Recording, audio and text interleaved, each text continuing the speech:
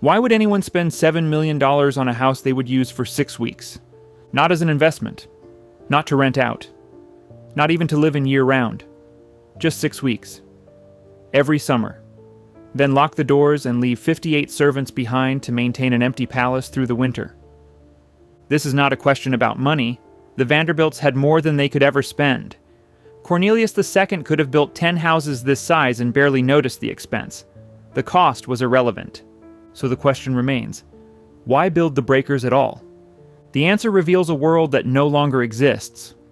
A world where wealth meant nothing unless everyone could see it. Where building a summer cottage larger than European palaces was not madness, but strategy. Where families spent fortunes trying to destroy each other socially, and architecture was the weapon of choice. Cornelius Vanderbilt II finished the breakers in 1895. 70 rooms, Italian Renaissance design, imported marble, bronze, and craftsmen from across the ocean. He got one summer there in good health before a stroke left him partially paralyzed. He died at 55. His widow spent the next 35 years trying to keep the house from bankrupting what remained of the family. The breakers still stands today. You can walk through it for $29. But no one will ever build anything like it again. This is the story of why they built these houses, why they stopped, and why the conditions that created them vanished so completely that even today's richest men cannot recreate them. Chapter 1: A World Without Income Tax. But before the social battles could begin, the ammunition had to exist, and the wealth behind the breakers came from something that did not. For 41 years, from 1872 until 1913, the United States federal government collected no income tax from its citizens. None. The rich kept everything they earned. This was not an oversight.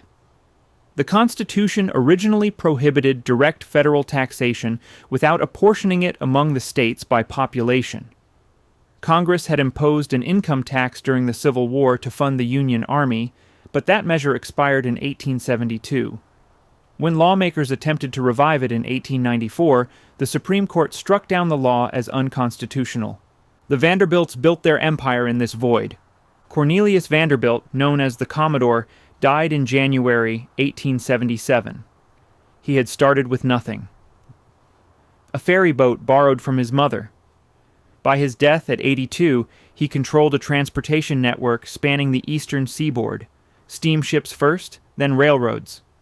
The New York Central line alone generated vast sums annually. His estate totaled approximately $100 million. To understand what that figure meant, consider this. The United States Treasury held less in gold reserves. One man possessed more liquid wealth than the federal government. No inheritance tax reduced what passed to his heirs. No estate duty claimed a percentage for public coffers. The Commodore left nearly everything to his eldest surviving son, William Henry. Conventional wisdom suggested this was a mistake. William had spent decades farming on Staten Island while his father built the railroad empire. Critics assumed he lacked the ability to manage such holdings. They were wrong. William Henry Vanderbilt proved more capable than anyone expected. He expanded the railroad network, negotiated favorable agreements with competitors, and managed costs with precision his father never attempted. 8 years later, he had doubled the inheritance. When William died suddenly in December 1885, his estate exceeded $200 million. That sum staggers even by modern standards. Converted to present value, it approaches $6 billion. But the comparison understates the reality. The entire federal budget for 1885 was approximately $260 million. William Henry Vanderbilt's personal holdings nearly equaled what the government spent running the country for a year. He divided it among his 8 children. The eldest son, Cornelius the Second, received the largest share. Approximately $70 million passed to him directly, along with control of the family's railroad interests. His younger brother, William Kissam, received a similar inheritance. The youngest son, George Washington Vanderbilt, received roughly $10 million outright plus substantial trust income. Each brother could spend freely without consequence. Build a palace on Fifth Avenue. Construct a summer cottage in Newport. commission a country estate in the Carolina mountains. The money regenerated faster than they could deploy it. Railroad dividends arrived quarterly. Real estate holdings appreciated annually. Interest compounded on investments they never touched. No government entity claimed a portion. No progressive taxation scaled with their income. No alternative minimum ensured they paid something. The Vanderbilt brothers existed in a financial environment that modern wealth cannot replicate. When Cornelius the Second decided to rebuild the breakers after a fire destroyed the original wooden structure in 1892, the project budget reached $7 million. This represented roughly 10% of his liquid assets, a significant commitment, certainly. But the holdings would replenish themselves within a few years through ordinary investment returns. He never questioned whether he could afford it. The question was meaningless. Without income tax, without estate tax, without serious constraint on accumulated capital, a man worth $70 million could build anything he imagined. The Vanderbilts were not unique. The Astors held comparable holdings in Manhattan real estate. The Rockefellers controlled oil. The Carnegies dominated steel. The Morgans directed finance. Each family operated under the same tax regime, which is to say, no regime at all. They competed with each other not just in business, but in building. Whoever constructed the largest house, threw the most elaborate party, displayed the most obvious prosperity, won a social victory that money alone could not purchase. This competition would produce extraordinary private residences across American soil. It would also contain the seeds of its own destruction. The same concentration of capital that funded these palaces eventually provoked a political response. But through the 1880s and 1890s, that response remained decades away. For now, the money flowed without interruption, and the building continued. Chapter 2. The Rules of Social Warfare. The money alone meant nothing. Here was the central problem facing every newly wealthy family in Gilded Age America. You could build a railroad empire, corner the steel market, or monopolize oil production. You could accumulate more wealth than European royalty. But unless the right people acknowledged your existence, you remained invisible. Your daughters could not marry well. Your sons could not join the best clubs. Your name appeared nowhere that mattered. The right people meant one person above all, Caroline Schermerhorn Astor. Mrs. Astor, as she insisted on being called, controlled access to New York society through sheer force of will. Her husband showed little interest in social climbing. She showed nothing else. From her brownstone mansion at 355th Avenue, she decided who belonged and who did not. Her ballroom held approximately 400 guests. According to her ally Ward McAllister, the number was not a limitation, but a definition. Only 400 people in New York truly mattered.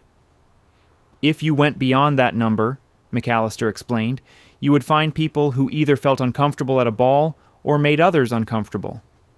The list that emerged from this arrangement became known simply as the 400. McAllister coined the phrase. Mrs. Astor enforced it. For decades, an invitation to her annual ball served as the only reliable confirmation that you had arrived socially. Without that invitation, your millions bought nothing but expensive loneliness. The Vanderbilts had millions. They did not have an invitation.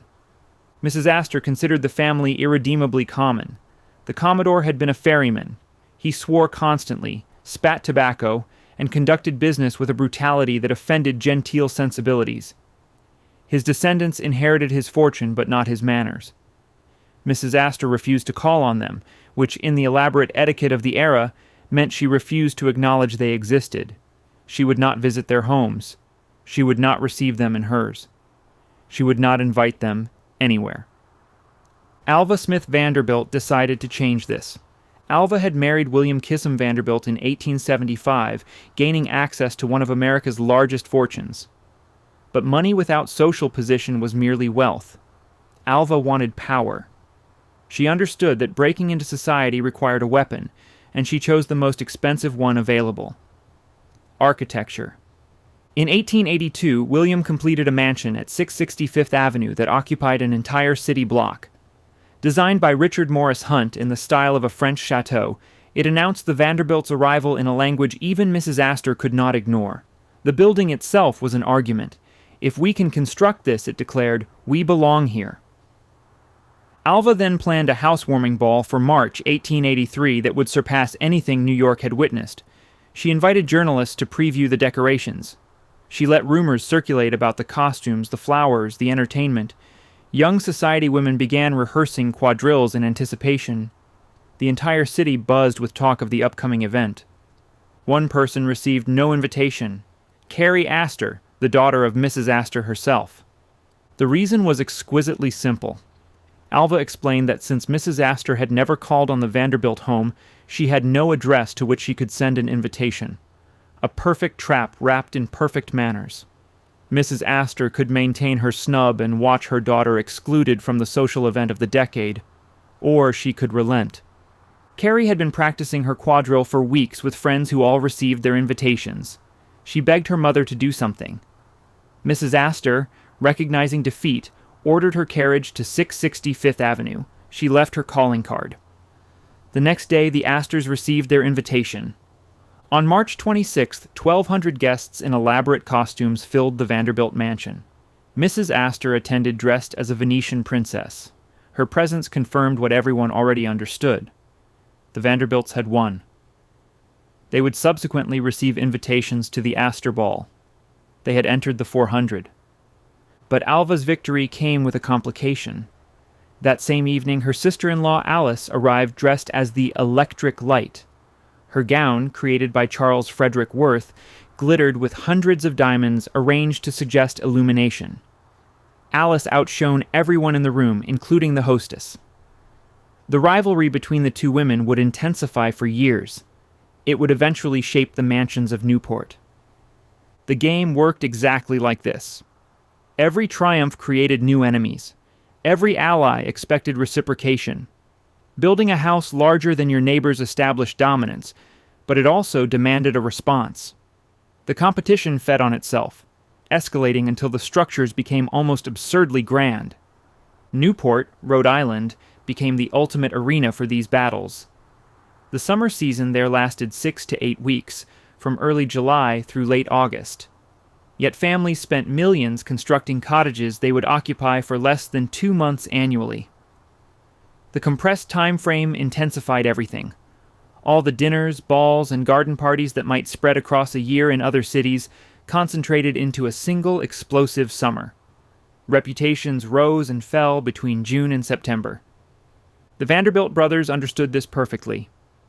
When William Kissam built Marble House in Newport for Alva, his brother Cornelius responded by rebuilding the breakers on an even grander scale. When one family hosted a dinner for 200, another hosted a dinner for 300. The houses grew larger, the parties more elaborate, the competition more vicious. None of it made rational sense. These were vacation homes used a few weeks per year, maintained by armies of servants through empty winters, draining fortunes that could have funded more productive investments. But rationality missed the point entirely. The mansions were not really about shelter. They were about winning. And winning required building something your rivals could not match. Chapter 3. Building American Palaces. Winning required more than money. It required knowing what to build. The Vanderbilts and their rivals faced a peculiar challenge. They wanted homes that would impress European aristocrats, but America offered no architectural tradition for such structures. Nobody knew how to build a palace. Richard Morris Hunt solved this problem. He had trained where the answers existed. In 1846, at age 19, Hunt became the first American admitted to the architecture program at the École des Beaux-Arts in Paris. He studied under French masters, worked on the expansion of the Louvre, and spent years sketching palazzos, chateaux, and cathedrals across the continent. He returned in 1855 carrying expertise no compatriot possessed. Hunt understood that American millionaires did not merely want large houses. They wanted legitimacy, structures that announced their place among the aristocracy of the world. European nobles inherited castles built by ancestors over centuries. Americans would have to manufacture that heritage from scratch. The solution was architectural translation. take the finest European designs and build them with materials and craftsmanship that exceeded the originals. For Marble House, Hunt drew on the Petit Trianon at Versailles. But where the original used modest amounts of stone, Marble House consumed 500,000 cubic feet of marble imported from Africa and Italy. The entrance doors alone weighed more than a ton each and cost $50,000 per door. For the breakers, Hunt turned to Peter Paul Rubens's Palazzi di Genova, documenting the 16th century palaces of Italian merchant princes, families who had grown wealthy through trade rather than inheritance, self-made men building monuments to their own success. The Vanderbilts would do the same. Hunt assembled an international team. Artisans fabricated entire rooms in European workshops, disassembled them for the Atlantic crossing, and reconstructed them in Newport. The music room at the Breakers was built complete in France, then installed piece by craftsmen brought over specifically for the task. These men represented traditions stretching back centuries. Stone carvers learned their trade through apprenticeships lasting 7 years or more. Gilders practiced techniques passed from master to student across generations. Decorative plasterers created ornamental details that machines could not replicate. European guild systems had preserved these skills. America had nothing comparable. So Hunt imported what he needed. For a brief window of perhaps 40 years, the wealth of American industrialists intersected with the skills of European craftsmen to produce structures unlike anything built before or since. Visitors to the Breakers entered a great hall 50 feet high, walls lined with carved limestone and rare stone from 3 continents. Gold leaf covered surfaces throughout both mansions, applied by hand in sheets thinner than paper. Every detail, from door hinges to light fixtures, received the attention once reserved for cathedrals and royal palaces. Hunt died in July 1895, 3 weeks before the Breakers hosted its first major party. He never saw his greatest achievement in full celebration. The structures he designed outlasted everything else from that era. The fortunes dissipated. The families scattered. The craftsmen passed their skills to fewer and fewer successors until the trades nearly vanished. What remains are the buildings themselves, monuments to a moment when unlimited money met irreplaceable skill. Chapter 4: The Invisible Army. The palaces needed people to run them. 58 servants operated the Breakers. 33 worked indoors as maids, cooks, footmen, and butlers. 25 labored outside as gardeners and groundskeepers. All for a family who visited 6 to 8 weeks per year. Finding them proved difficult. A phrase circulated through Gilded Age society pages: the servant problem. Mark Twain captured the reason. Whenever a man preferred being fed by another man to starving in independence, he ought to be shot. Most Americans agreed. They had crossed oceans to escape hereditary class systems, not to recreate them. So the great houses drew staff almost entirely from recent arrivals. Irish women dominated the lower ranks. German and Scandinavian immigrants filled specialized roles. English servants commanded premium wages because they understood the rituals American families wanted to imitate. A butler trained in a London household could name his price. Rigid hierarchy governed these staffs. At the top stood the butler, managing male servants and controlling access to wine and silver. The housekeeper supervised females. Below them, cook, lady's maid, valet, footman, housemaids, kitchen maids, laundresses. Each position carried specific duties and status. A parlor maid outranked a chambermaid. Wages reflected these distinctions. A head butler earned $40 monthly. A housemaid received $18 to $25. A scullery maid collected $15, plus room, board, and uniform. For immigrants with nothing, this meant security. The cost was invisibility. At the Breakers, staff bedrooms filled 2 concealed floors beneath the pitched roof. Narrow back staircases let maids move between levels, without crossing paths with the family. Underground passages connected the kitchen wing to the main house. Food traveled. Cooks did not appear. Family rooms faced the ocean. Servant quarters faced interior courtyards or nothing at all.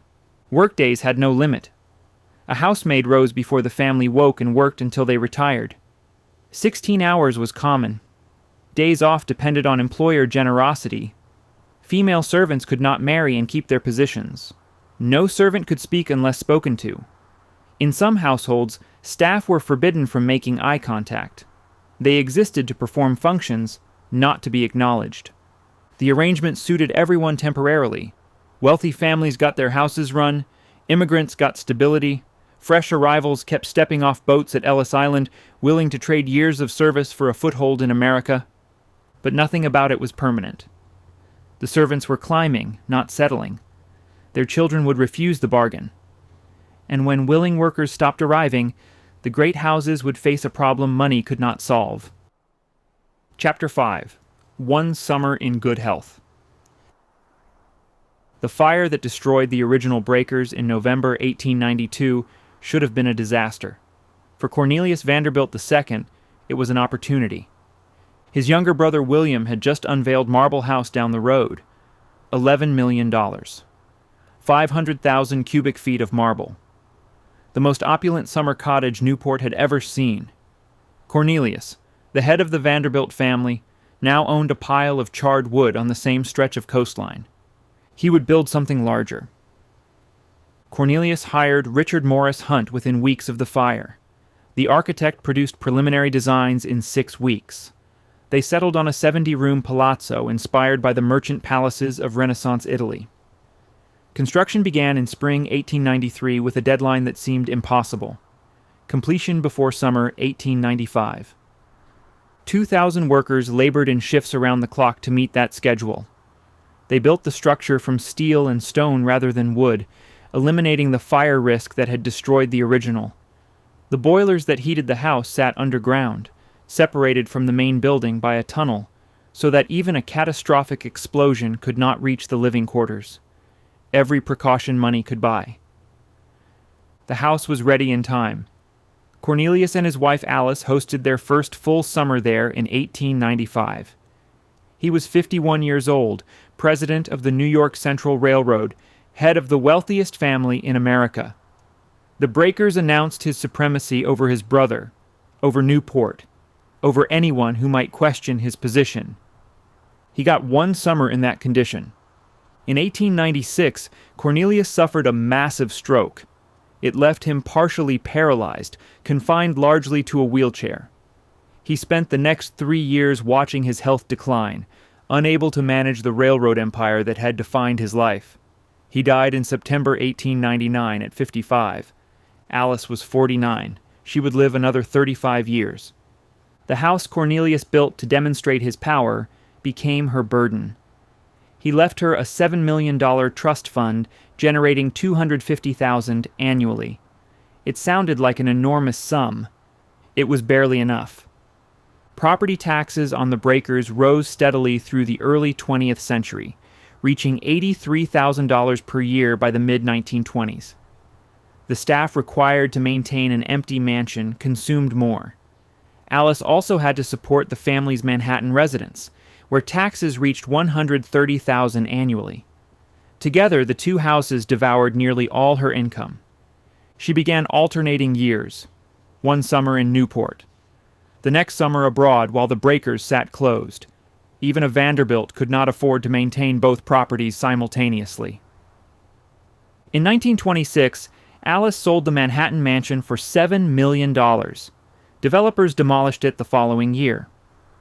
She retreated to a smaller apartment on Fifth Avenue, keeping only the breakers as her summer residence. She died in 1934 at 88, having outlived her husband by 35 years and most of her children.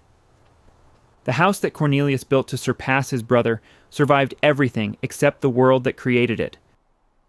Chapter 6. The Golden Prison. Marble House announced Alva Vanderbilt's supremacy over Newport society. In 1895, it served a different purpose. It became a prison. Her 18-year-old daughter, Consuelo, had committed an unforgivable act. She had fallen in love with the wrong man. Winthrop Rutherford came from impeccable American stock. His ancestors included Peter Stuyvesant, the last Dutch governor of New Amsterdam, and a signer of the Declaration of Independence. He belonged to the 400. He was handsome, charming, and genuinely devoted to Consuelo. He was not a duke. Alva had recently divorced her husband William after years of his infidelity. Divorce was social death for a woman in that era, even a Vanderbilt. She needed something spectacular to restore her position.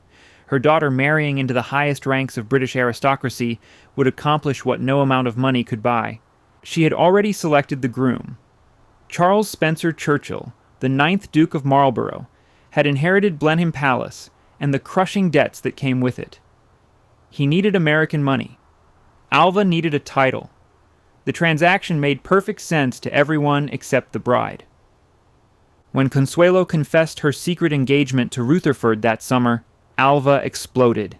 She slandered him as a fortune hunter, claimed his family carried hereditary madness, forbade all contact. Consuelo stood firm. She loved him. She intended to marry him. Alva issued her final warning. If Consuelo tried to elope, Alva would shoot Rutherford dead. She confined her daughter to the house. No visitors, no correspondence, no escape. The marble walls that impressed Newport society became the barriers of Consuelo's captivity. Still the girl refused. Then Alva collapsed. She took to her bed. A doctor pronounced her heart dangerously weak. He warned that further resistance from Consuelo might prove fatal. Watching her mother apparently dying, Consuelo finally surrendered. Alva recovered immediately. The wedding took place on November 6, 1895, at St. Thomas Church in Manhattan. Consuelo spent the morning weeping alone in her room, a footman posted at the door. Her face was so swollen from crying that the ceremony started 20 minutes late, waiting for the evidence to subside enough to hide behind her veil. She walked down the aisle to marry a man she did not love, in exchange for a title her mother wanted. The Duke collected $2.5 million in railroad stock. On their honeymoon, he informed Consuelo that he had married her only because he felt obligated to save Blenheim. He despised anything that was not British. They separated in 1906, divorced in 1921. 3 decades after the wedding, when Consuelo sought an annulment from the Catholic Church, Alva provided testimony.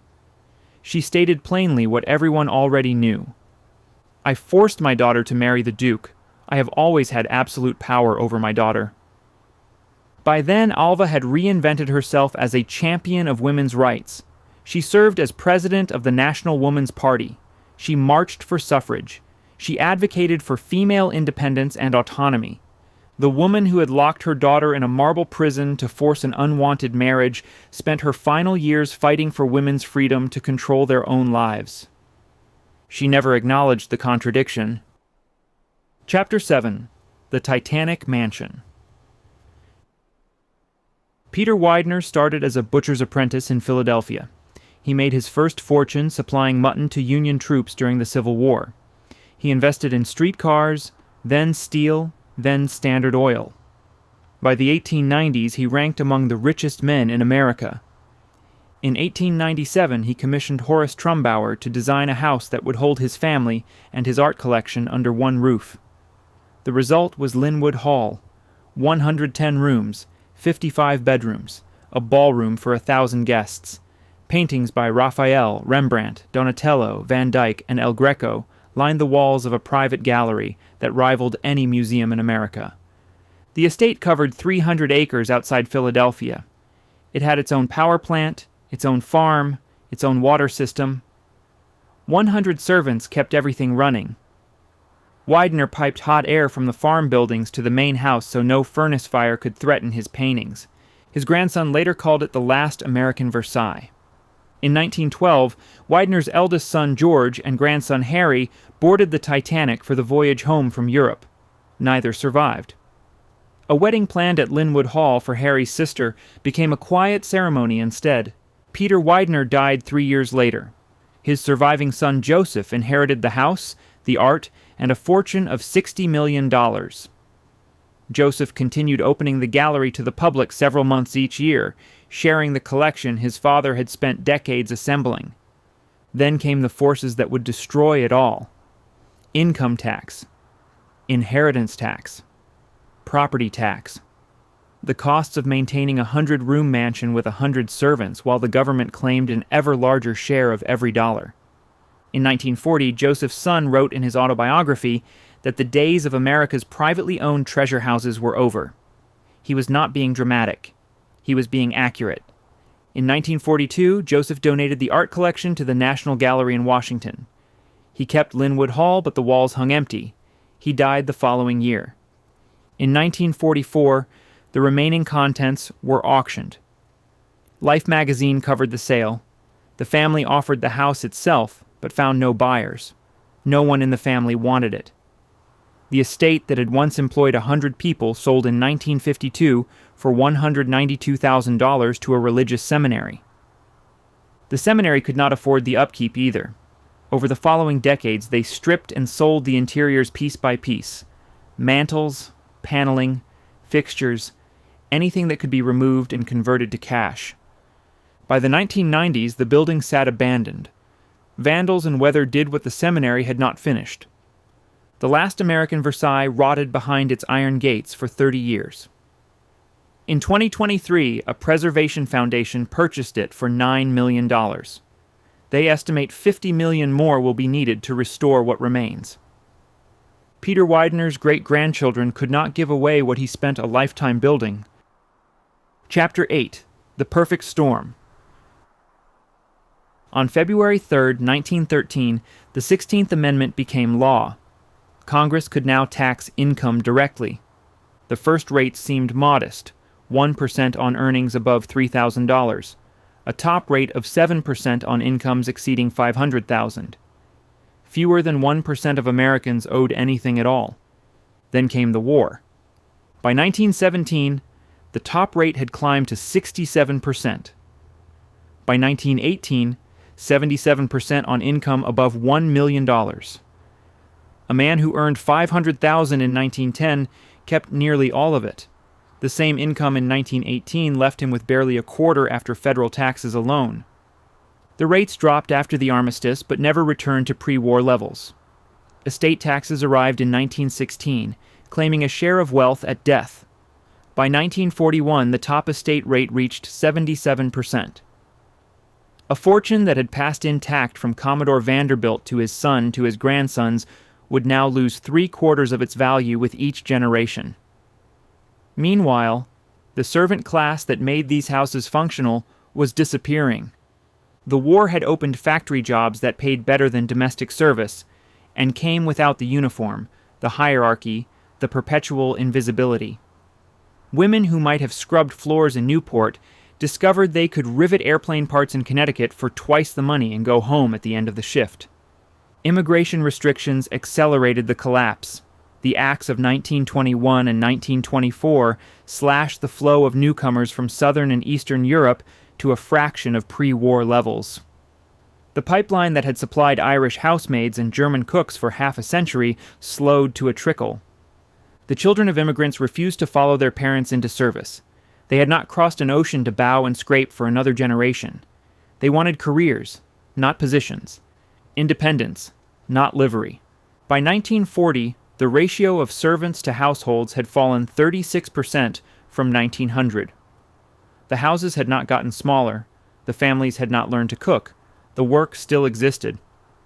But the people willing to do it had found better options. No vacuum cleaner could replace a staff of 58. No dishwasher could substitute for a kitchen brigade. The technology that promised to liberate households from servants could handle a suburban home. It could not operate a 70-room palazzo designed around human labor at every turn. The Gilded Age mansion had been built on 3 assumptions: unlimited wealth, untaxed income, unlimited servants willing to dedicate their lives to someone else's comfort. By 1940, all 3 had vanished. Chapter 9: The Demolition Wave.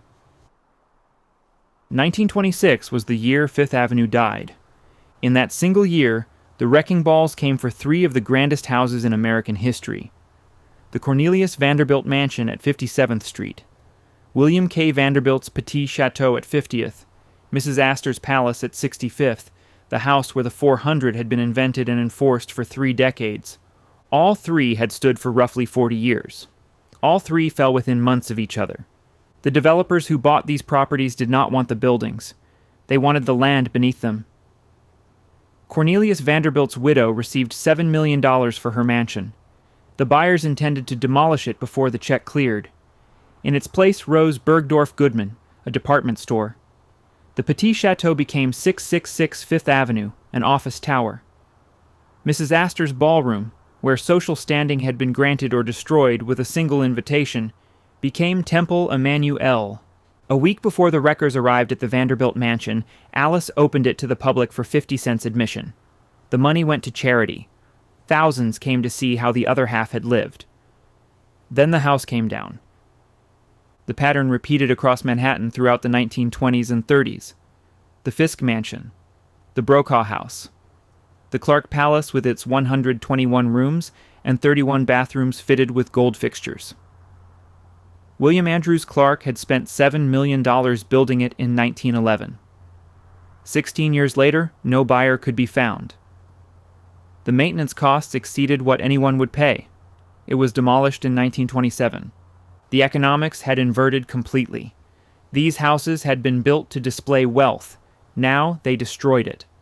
The land appreciated while the structures depreciated. Keeping a mansion meant losing money every year while neighbors sold to developers and walked away rich. By 1950, fewer than a dozen of the original Gilded Age mansions remained on Fifth Avenue. Where 100 palaces had once stood, glass towers and department stores rose in their place. A few survived by becoming something other than homes. The Frick Mansion at 70th Street became a museum in 1935. Andrew Carnegie's house became the Cooper Hewitt. The Metropolitan Club still stands because it was never a private residence. The houses that remained private did not last. The families could not afford them. The buyers did not want them. The land underneath was worth more empty than occupied. The Gilded Age had built monuments to permanence. The 20th century proved how temporary they actually were. Chapter 10. Why no one will ever build them again. Today's billionaires are richer than the Vanderbilts ever were. Adjusted for inflation, John D. Rockefeller's fortune peaked around $340 billion. Elon Musk and Jeff Bezos have both exceeded that number. They could afford to build houses that would make the breakers look modest. They choose not to. The change is not about money. It is about visibility. The Gilded Age treated wealth as something to display. The entire point of a mansion was to be seen. Cornelius Vanderbilt hired 600 artisans to work day and night expanding his Fifth Avenue palace specifically so his neighbors would notice. When Alva Vanderbilt threw her 1883 ball, she wanted 1,200 people to witness her arrival. Modern billionaires want the opposite. Their architects talk about privacy, security, and seclusion. Mark Zuckerberg's compound in Palo Alto consists of 5 separate houses arranged around a central courtyard where no one can see in. The priorities have inverted completely. Some have abandoned the idea of a single grand residence altogether. Larry Ellison, co-founder of Oracle, spent $300 million in 2012 to purchase 98% of an entire Hawaiian island. Lanai has 3,000 residents. Ellison became their landlord, their employer, or both. He did not build a palace. He bought a kingdom. When you can own an island, a mansion seems small. But even if a modern billionaire wanted to recreate the breakers, they could not. The craftsmen who built these houses no longer exist. The breakers required stonemasons who had trained for decades in techniques passed down through European guild systems. It needed woodcarvers who could execute a specific Louis XIV style from memory. It demanded plasterers who knew how to apply gold leaf in patterns that took years to master. Those skills died with the men who held them. No training program produces them anymore. No immigration pipeline delivers them. The knowledge itself has been lost. Technology cannot replace what has vanished. A 3D printer cannot carve marble the way a Florentine sculptor did. Computer-controlled machines cannot replicate the irregular beauty of handwork. The imperfections were the point. They proved human hands had touched every surface. The economics have also shifted permanently. In 1895, wealthy Americans paid no income tax. They could direct every dollar toward construction. Today, before a billionaire spends a single dollar on marble, the government takes nearly 40%. The servant class that made these houses functional has disappeared entirely. No amount of money can hire 58 people willing to work as domestic staff in a private home, and there is a final reason no one will build them again. The houses themselves became targets. Visibility creates vulnerability. In an age of social media and constant surveillance, a grand house on Fifth Avenue would attract protesters, photographers, and worse. The families who built these palaces assumed their wealth would protect them. Their great-grandchildren know that their wealth makes them targets instead. So the billionaires of today retreat to private islands and gated compounds. They build walls instead of ballrooms. They hire security teams instead of butlers. The Gilded Age mansion required a world that no longer exists: untaxed income, unlimited servants, skilled craftsmen by the thousands, and a society that admired rather than resented the display of wealth. All four conditions vanished within a single generation. None will return. The Breakers still stands on its cliff above the Atlantic. The ocean view from the loggia remains unchanged since Cornelius Vanderbilt II first saw it in 1895. Nearly 500,000 tourists walk through those rooms each year. They pay admission to see what American wealth once looked like when men could spend $7 million on a summer house and never worry about the bill. The guides explain who built it, who lived in it, who lost it. The visitors take photographs of marble and gilt and imported woodwork, then return to their cars and drive away. What they cannot photograph is the world that made the Breakers possible. That world required a nation without income tax, a servant class willing to sacrifice their lives for wages, and craftsmen trained in medieval techniques passed down through centuries. It required an America where display was the point, where rivals measured success by the height of their ballroom ceilings, where a man would build a palace knowing he might use it 6 weeks per year. That America lasted roughly 40 years. From the 1870s until the First World War, the conditions aligned. Before that period, the fortunes did not exist. After it, the taxes did. The Breakers survives because Gladys Vanderbilt Zecchini made a deal with the Preservation Society. $1 per year for access, enough admission revenue to keep the roof from leaking. Her mother Alice would have considered opening the house to strangers unthinkable. But Alice died in 1934, still believing that great families could outlast great changes. The tourists filing through those rooms are walking through a museum of a civilization. Not just a house, but a theory of how wealth should be expressed. That theory held that the rich should announce themselves, that palaces proved legitimacy, that European grandeur could be purchased and shipped across the Atlantic. The men who built these houses believed they were founding dynasties. They were building monuments to their own extinction.